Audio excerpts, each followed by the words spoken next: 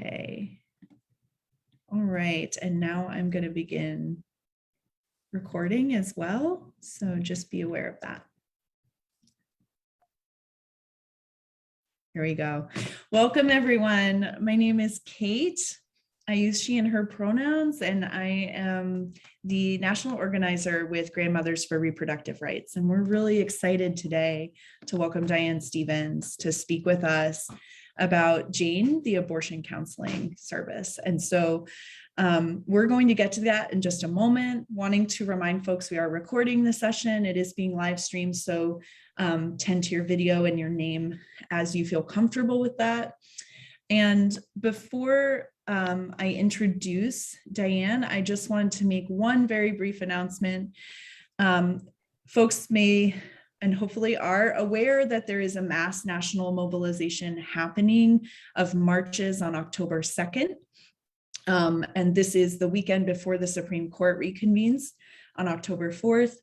And it is a mobilization to demand our reproductive rights in light of the Supreme Court taking up the Mississippi 15-week ban and SB 8 in Texas, which is a 6-week ban and has the civilian lawsuit sort of enforcement that is so egregious. So GERS across the country are going to be participating in those marches. And if you are interested in participating in a march near you and you would like to have be visible as a GER and use that opportunity to connect with other potential activists, grandmothers and other elder folks, please email me and we will send you a swag package. And we're also holding a session to prep folks for the marches. And so I'm going to put my email in the chat really quick, and you are invited to reach out to me if that's something that you are interested in.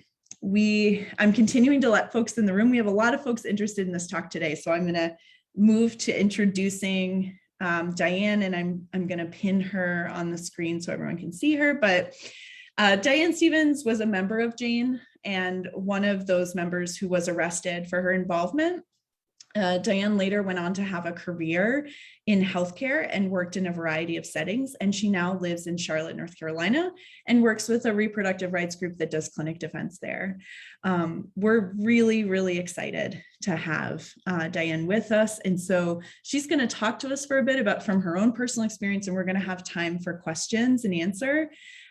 We are asking that folks put their questions in the chat, and when Diane has shared, I will lift up those questions from the chat aloud for all of us, and Diane will address them. So please use the chat feature, and I will be monitoring that throughout. So I'm going to hand it off to you, Diane. Welcome. Thank you so much. You have to unmute yourself, sorry.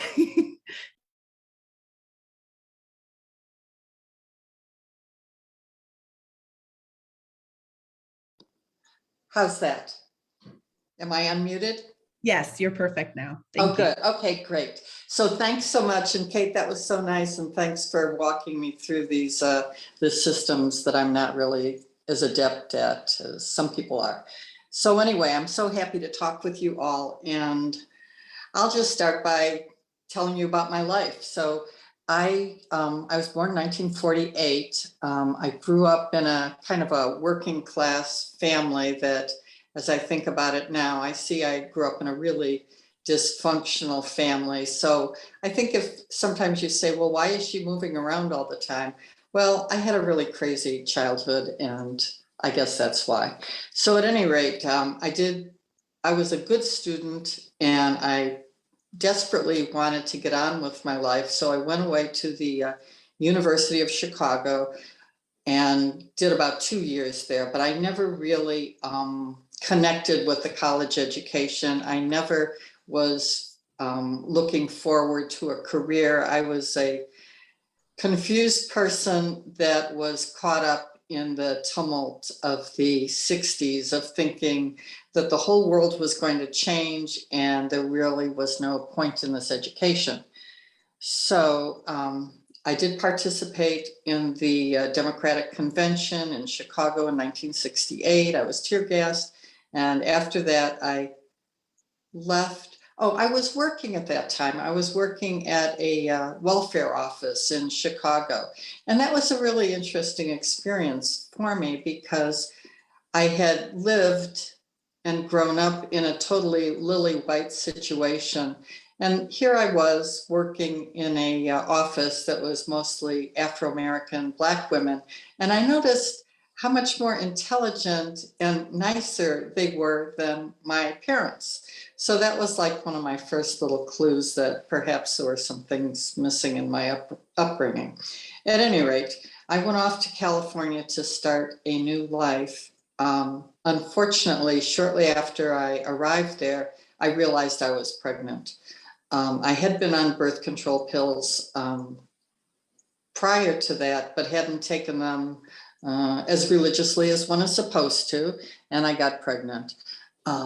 So here I was in a new place with really very little, no support, ready to start a new life, and had no idea what I was going to do. I went to Planned Parenthood and had a pregnancy test. Yes, it was positive.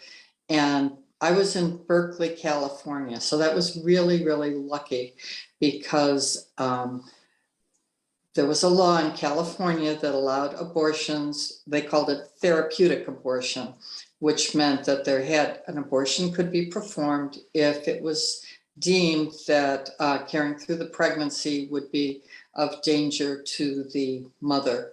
And the medical community in Berkeley decided to take that to mean also psychologically damaging.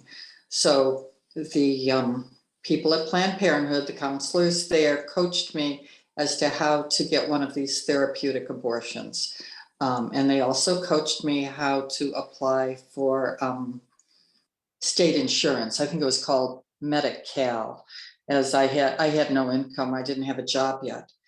So I was given a list of doctors and a list of psychiatrists that were thought to be sympathetic, and I started making appointments. Now, many of you have had pregnancies that weren't exactly welcome, and you know how it is. You feel like this time is moving on. You know, you're looking at the calendar, you're looking at the clock. I'm making telephone calls to try to make appointments with these healthcare providers because it had to be done quick. So first I saw a gynecologist and had an exam, and he was one of the people that had to write a letter for me to this hospital board that would decide whether or not I was going to get an abortion. So he heard my story. I know he commented that I didn't really seem all that sick, but I guess that's good in a way. But anyway, he said he'd write the letter. And then I saw two psychiatrists, and I had no interactions with mental health workers or anything. I had stereotypical ideas about psychiatrists. Was I going to have to lay down on a bed? They just, a couch like you see in cartoons. But of course, I didn't have to do that. I just sat across the desk, told my story, and they didn't really ask questions or sympathize or tell me what they thought I should do or give advice or analyze me or do anything. All they did was listen to my story and said they'd submit the letter. Okay, so I got that done. And then at the same time, I was working on applying for healthcare insurance, and I got that. I remember one of the doctors asked me, what was I going to do if I wasn't approved for this healthcare insurance? And I said, well, I'll try to pay you anyway. So I guess that was the right answer. So I got a call back that I was approved, and I went and I was given a date for my surgery. I don't remember the name of the hospital, but it was in Berkeley, and I had to check in the night before. I was admitted to the psychiatric ward of the hospital. But it's funny because for much of my career recently, I've worked in a psychiatric hospital, and I know what psychiatric hospital, what a psych ward is supposed to be like, that, there's a milieu place where people hang out and stuff. I didn't have any of that part. All I did was I was in a room, and my roommate was actually having an abortion also. So that was, but we didn't really exchange stories or anything. I spent the night there. And then the next morning I was prepped. I had all my pubic hair shaved off, and I was wheeled off to the operating theater, it was called, which kind of cracked me up. I was like, theater, huh? And I had the abortion. I had a DNC, and then woke up in my room and I felt fine. It was right around Christmas time. There were carolers that came through. And I think I spent another night there and then was discharged home. And that was it. You know, it was, looking back on it, I was just so lucky. I don't know what I would have done if I hadn't been able to get that abortion. I had no intentions of having a child. I could barely take care of myself. And I had no supports. So, but anyway, I got through it. That was good. I took a job as a daycare provider. I worked for a family taking care of their 2 little children, and lived in Berkeley for about a year.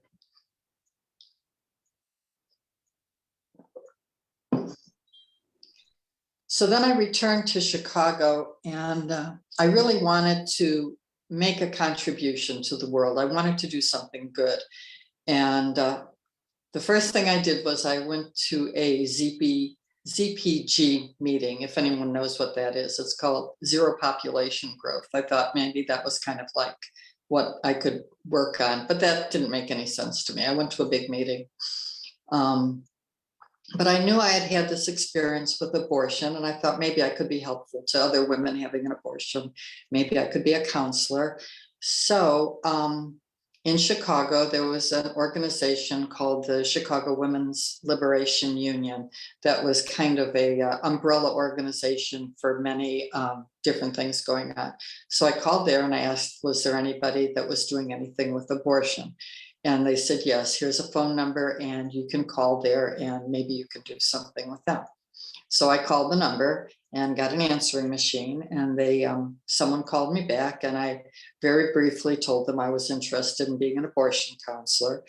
And I don't really think I was screened at all. I was, the woman said, well, if you're really interested, we're having a session for counseling to train counselors, and gave me the date and gave me the address of the place I should go. And off I went.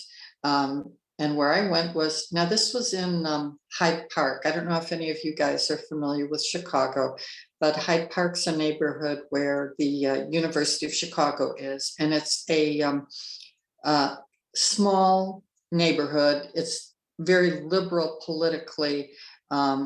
It's integrated, at least it was then, and it's kind of surrounded by very poor Black neighborhoods, but people of any race could walk through Hyde Park and be relatively comfortable. It was, you know, that sort of place. So at any rate, I went to the address I had been given. It was a big house, and I met the woman there were 2 women that were doing counselor training.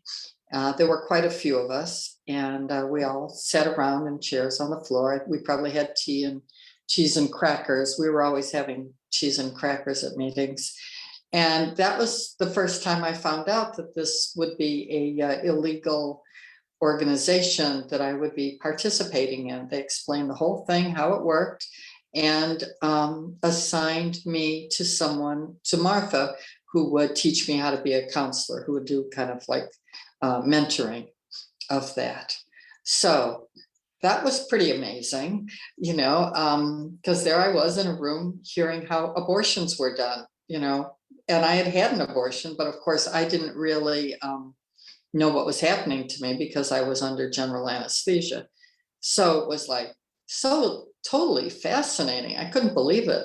At the time, I was working ironically at the law school at the University of Chicago. So at any rate, that began my career. So at this point in the organization, Jane, well, we used to call it the Abortion Counseling Service, but now people always refer to it as Jane. At this point, the organization had been going on for several years, for at least 2 or 3 years. And if you're really interested in the history and what went on before I joined, I turn you to Laura's book, Laura Kaplan's book. Here's the story of Jane. That's one of them. And then there's a newer edition that's I should have brought with me. That's like a black and yellow cover, and it's like the story of the counseling service, and it goes through all the history, and it also looks at things differently than I do, because looking back on it, because I read a little bit of it last night, she's really interested in decision making and power and that sort of thing, whereas I guess I would speak more to the emotional impact of things. So at any rate, but if you want to know all that history, which is totally fascinating, I urge you to read the book. So here I was, let's see, so what was I talking about? So the first thing I did was I went to a counseling session at Martha's house, and Martha was having a group of women come in, and she was going to counsel them. And I remember one of the women came in and said, I told whoever, her boyfriend, whatever, I was coming here because I wanted to see if I wanted to rent the house. And so, immediately you see women are coming and they can't be open about what they're doing to the other people in their life. And I remember Martha laughed and she said, well, just tell them you thought the house was in too bad a shape for you to want to rent it.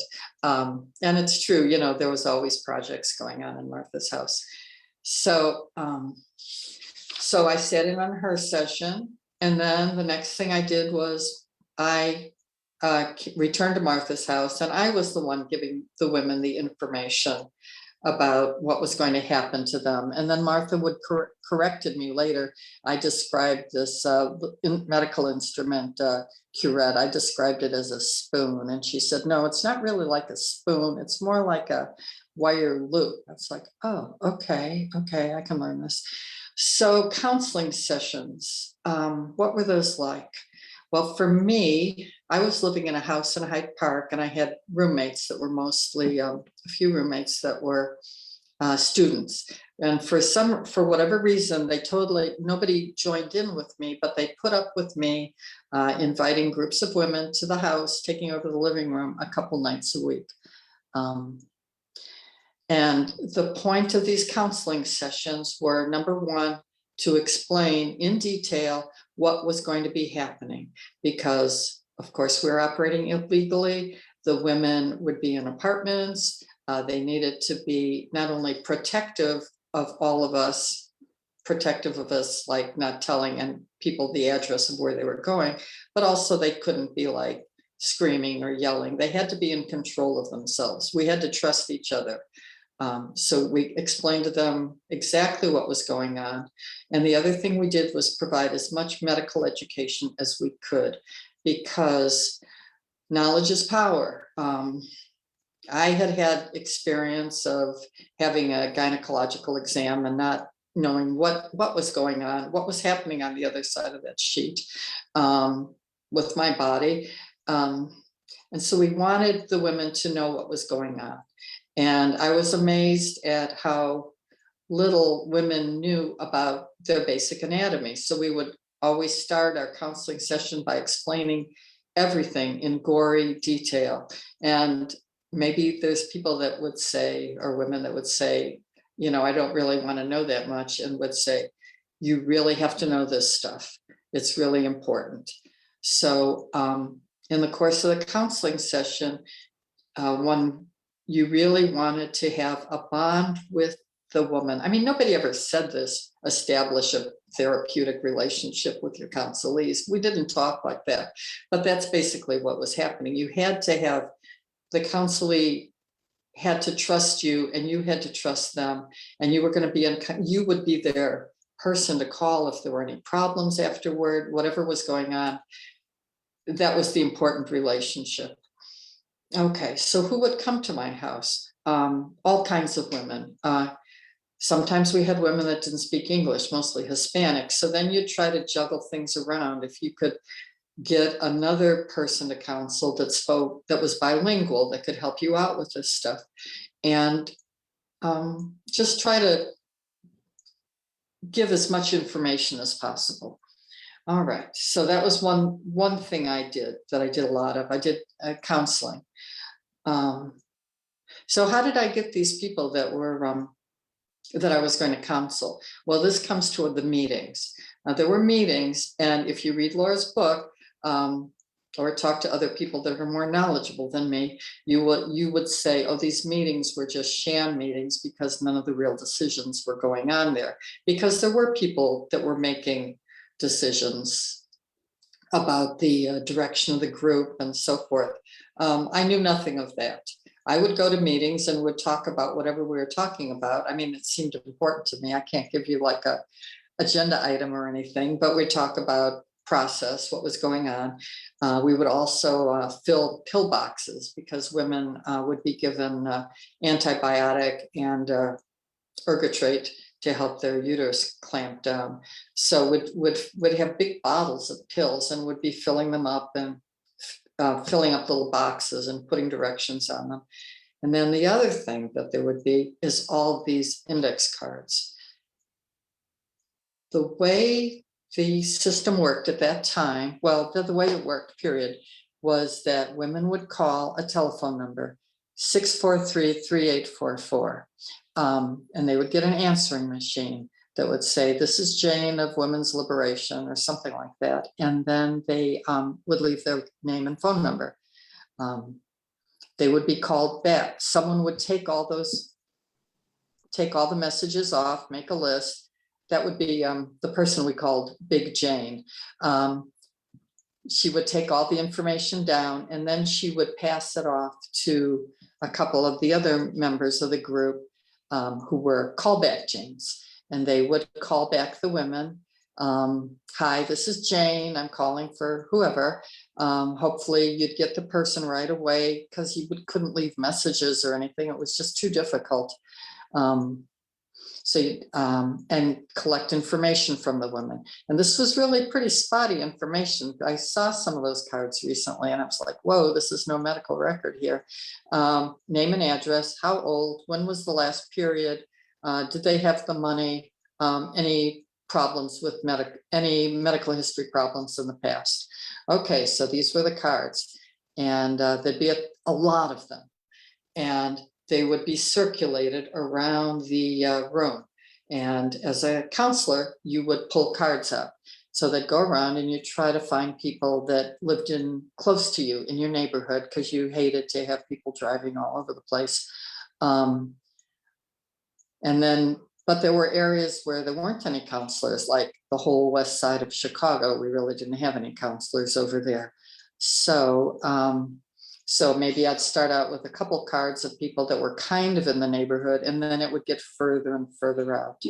And then on these cards, it would be saying like how pregnant we thought, when was their last period.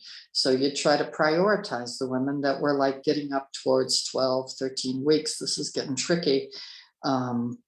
So anyway, those would be my counselees. I'd have a handful of these cards, and you'd just feel so bad. You'd feel like so much internal pressure. All these women need help. So you do as much as you could. I would do as much as I could.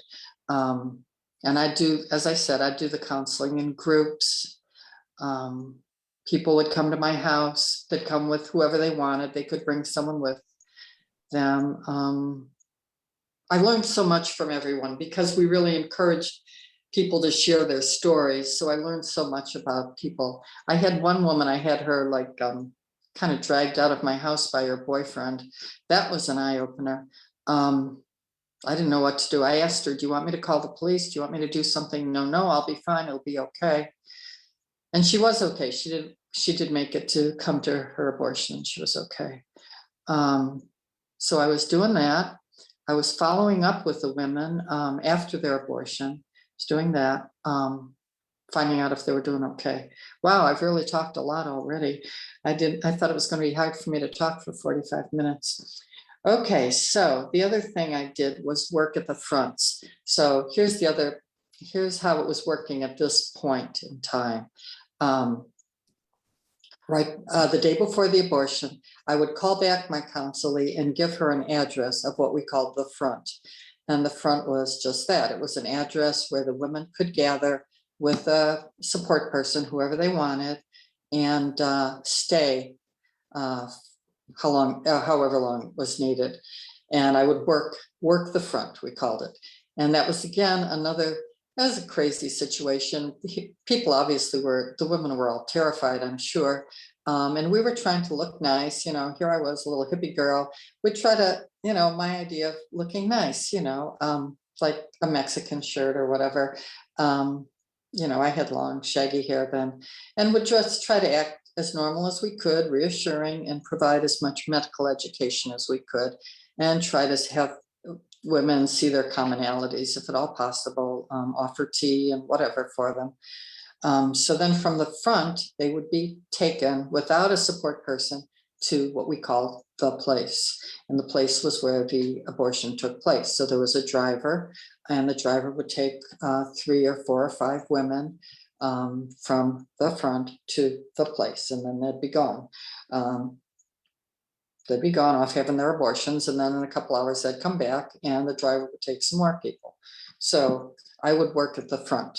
So that was what I did for quite some time. So let me talk about what the abortion stuff was actually like.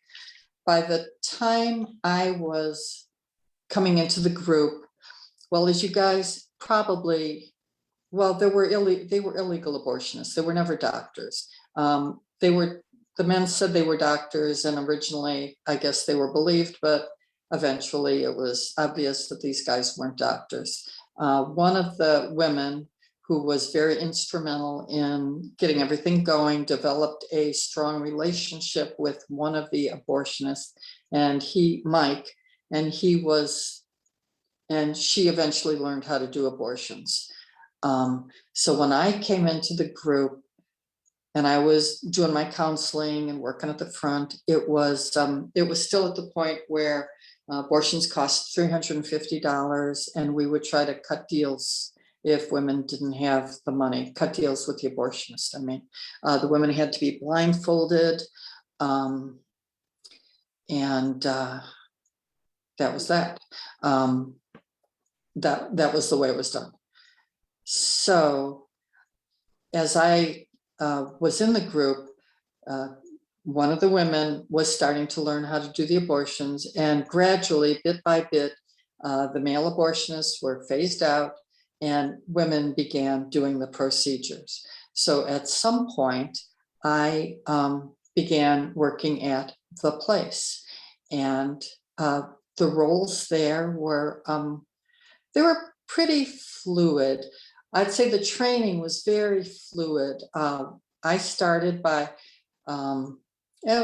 we'd say being an assistant, but basically what you were doing was being a support for the woman. You'd sit there and hold her hand while the abortion was going on.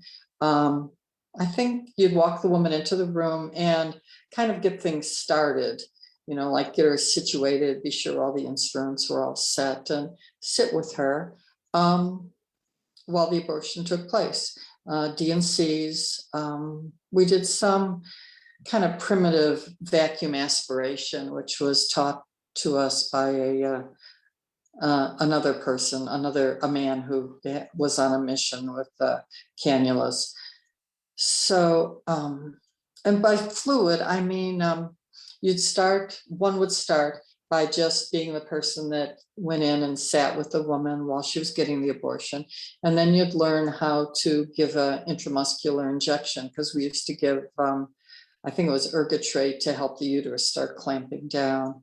And then you'd learn how to put in the speculum, and then you'd learn how to swab out the vaginal canal and the cervix. So it was very fluid, the part of going from, well, being a counselor to then being able to be a support person for the women to then, assisting with the abortion. So that's what I was doing. So what was that? So what was that like? What was that like for me? I was going to say something about that. Well, I just felt like it was the most important work I could be doing. That was how I felt. The counseling was important, the being at the front was important, and the being supporting the women was important. It was the most important thing. And how did I know it was important? Because every week there were cards going around the room. This was, this was work that had to be done. So that's how I felt about it. So I was arrested. It was a kind of I guess, it was a mistake, really, because the police had always been very, ignored the whole thing of us, really. We had girlfriends or wives or family members of police come through the service. And it was thought that it was just a mistake, that a relative of a woman who was going to have an abortion did not approve of it, had the address at the front. She passed that on to the wrong policeman. The wrong policeman went to the front, followed the driver to the place, came in, and that's where I was. I was at the place. So they presented at the door, barged their way in, and fortunately, nobody was in the middle of having an abortion at that time. It was really crazy. They wanted to know where the men were, who was in charge. I was one of I answered the door, and I immediately went in. After they got in, I went into the living room and made a statement like, none of you are doing anything wrong. These are the police. You don't have to talk to them. And I remember the cops were really sarcastic at that. And they thought I was like a little ringleader myself, and one of the other women that spoke up a lot. So anyway, so we were handcuffed. There were 7 of us, which was unusual. There were so many people in the place, but there was training going on. There were 2 women doing abortions, and then some assistants. And anyway, there were 7 of us. So that was a shame that so many were arrested all at the same time. So we were, I was handcuffed. A couple of us were handcuffed. We were hauled off to the local station. We stayed there for a long time. I was chained to a desk or something like that. And then we went from there to the county lockup, which was kind of crazy because, as I recall, we were in a big cell, and there was women that they were kind of appalled. So many of us were arrested all at the same time. They were there like for prostitution or theft or something. They're like, all of you arrested at once? We seemed like really pretty stupid, I guess. And one of them knew about Jane. So that was cool. So then I was put in a cell with Martha, who I was really close to. So that was good. It was creepy, because people screamed all night long. And of course, you don't know why anyone's screaming. Are they being beaten? I mean, they were just probably psychiatrically ill or whatever. Right. Yes, jail is hell. So that was creepy. In the middle of the night, one of the women was released on a very low bail. There was a strategy to, because she was a breastfeeding mother. She was a nursing mother. And the thought was, if they could get her out on a very low bail, they would be able to get the rest. That would set a good precedent for the morning. And so they got her out in night court. And so she got out that morning. No, she got out that night. That was great. And the rest of us got out in the morning.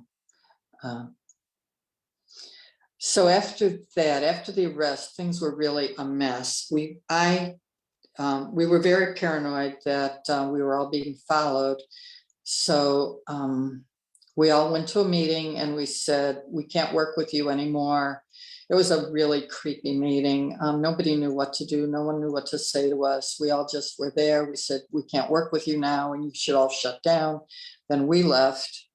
I was lost. I didn't know what I was going to do with myself. My whole life was around abortion, and now I had all these felony charges. But I always felt that I was a good person to get arrested. I didn't have, if I had to go to jail, I was a good person to have to go to jail because I didn't have children. That was how I felt. One of the other women in the group that was arrested was really terrified about the whole thing, and her parents came to support her, and that was kind of unpleasant because they had a lot of opinions.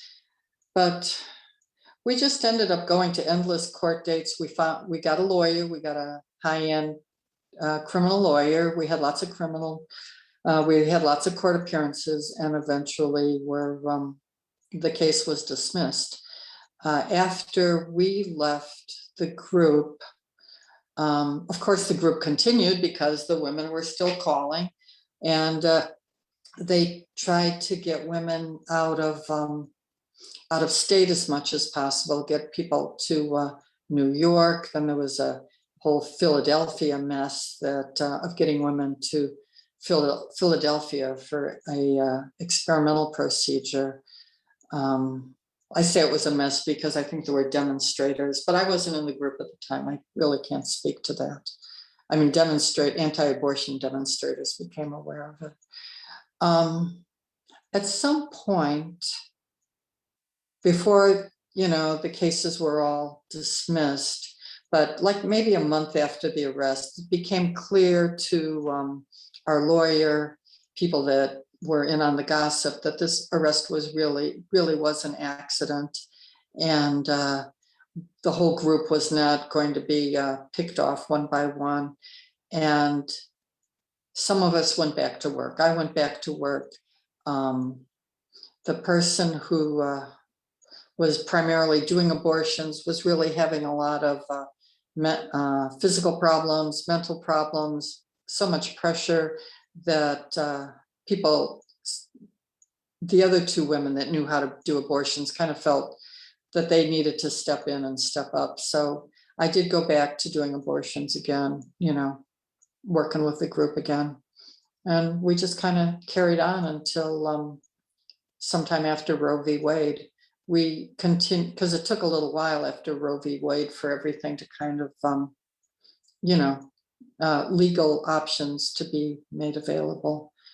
So that's basically it in a nutshell. How much time up? All right, so why don't I talk a little bit about, I'm just looking at my little notes here, things that I felt bad about. I felt bad about once I was at a front and there was a really young woman, a young Black woman, young teenager woman, who was there with her mom. And the mother was like totally furious. I mean, the mother, obviously, looking back on it, was under so much pressure. I mean, I've been talking to so many women at this point who told me about keeping track of how their daughters, that Kotex and Tampax kept being used on a monthly basis. So this was very young, pregnant teenager who did not want to have an abortion, and her mother wanted her to. And I didn't, you have to be able to cooperate in order to have the abortion. You have to, we couldn't do it against her will. But I always felt, and I told her that, when I talked to her, she said she didn't want to. I went and I talked to the mother. I said, we can't do this unless your daughter wants to have it. And I know the mother was so upset. And I always felt bad about that. Not that it wasn't the right thing to do, but just what a horrible circumstance for everybody. So I felt bad about that. What else did I feel bad about? I felt bad once when I was actually participating more in the medical part of it.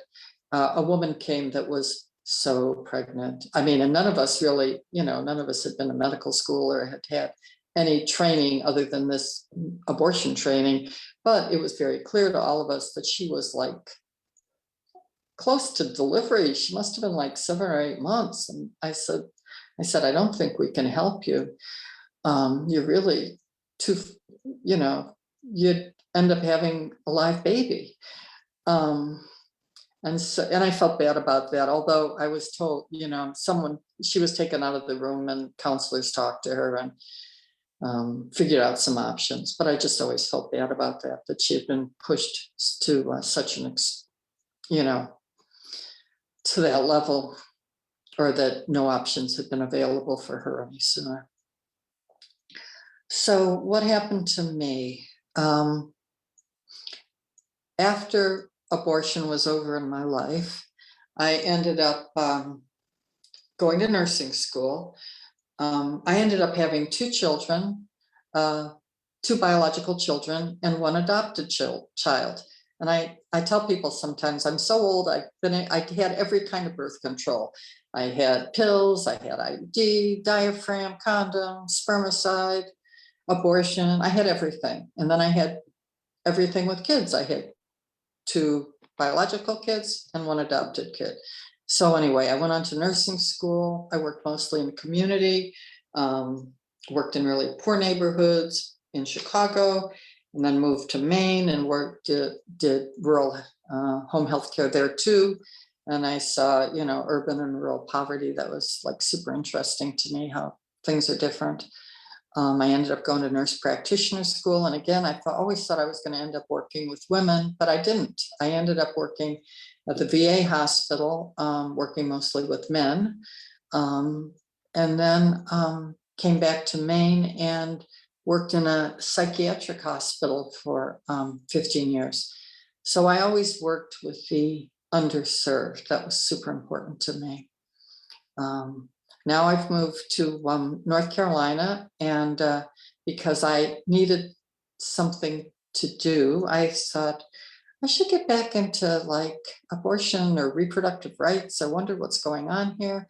So I now we have computers, of course. I looked online for some kind of reproductive rights thing, and I ended up finding the Reproductive Rights Coalition. I think they had a little website, and I sent an email saying I was interested in helping, and didn't hear anything, so time went on. Well, I still needed something to do. So I found their Facebook page, and I sent a message, and I thought, I'm just gonna get out my creds here, even though maybe it's kind of superficial, I'll tell them that I have some experience. So I did. And that really worked because somebody called me back right away. And so I went off to get trained to be an escort with the Reproductive Rights Coalition. And I was just so appalled. I couldn't believe it. I couldn't believe that things were like this. And I just want to close my formal remarks, I know it kind of cracks me up, with something from this book here, because it's so upsetting to me. This is something that we said after our charges were dropped.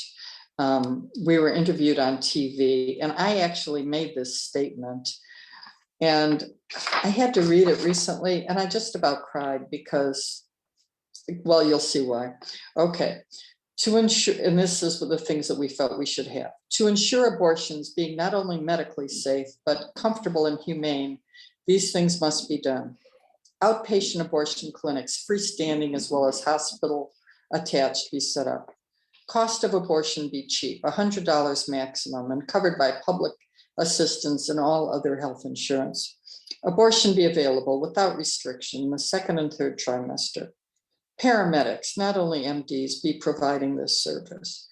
Supportive counseling done by women be part of each procedure.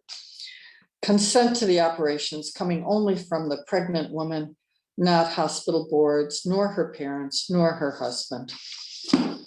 And it just makes me furious that that was such a long time ago, and we're still fighting the same fight. It's like that poster that says, I don't know if you guys have seen it, I can't fucking believe I'm protesting the same fucking things or whatever, it's like, it's just wrong. All right, well, I think I've said my piece, and I'll answer any questions. Thank you, Diane. Thank you so much. We do have a couple questions that I want to lift up, but I just really want to thank you for all you just shared and acknowledge that it's so much that you've given us to think about, and you really. Thank you. I really got going there. I didn't know I could talk for so long. Well, we feel very grateful. Oh, thank you. So kind. We have some questions about, the youngest, like the age range of the clients that you saw, like youngest and oldest, and kind of if someone was wondering a bit more about like how people found out about Jane, to make the calls. And did anyone else besides the people providing the abortions originally, like, was anyone charged once it was not abortionists, as you called them, like the male folks providing it, where there's still cost to folks? Oh, yes. Okay. I think it was common knowledge about the, how the phone number, it was just passed out. It was just, I don't know. I guess I can't answer that. It was common knowledge in Chicago. Right, like word travels. Yes, word travels. We did so many abortions. We were doing like, we did 3 days a week of 20 to 30 abortions. Wow, Okay. that's a lot of procedures. Right. 20 to 30 procedures, right, a day, 3 days a week. Wow. So word got around. Yeah. What was that other question? The age group, the age range? Mhm. I don't know what the youngest person was. I know I saw teenagers, young teenagers, 14, 15-year-olds, and women as old as women could get to be pregnant. I think the first abortion I actually saw was a really calm Black woman who had had a couple children, and she was very calm and said, "Oh, this is no problem. This is fine." Mhm. So all ages. I saw a deaf mute come. I mean, we saw everybody. We saw everybody.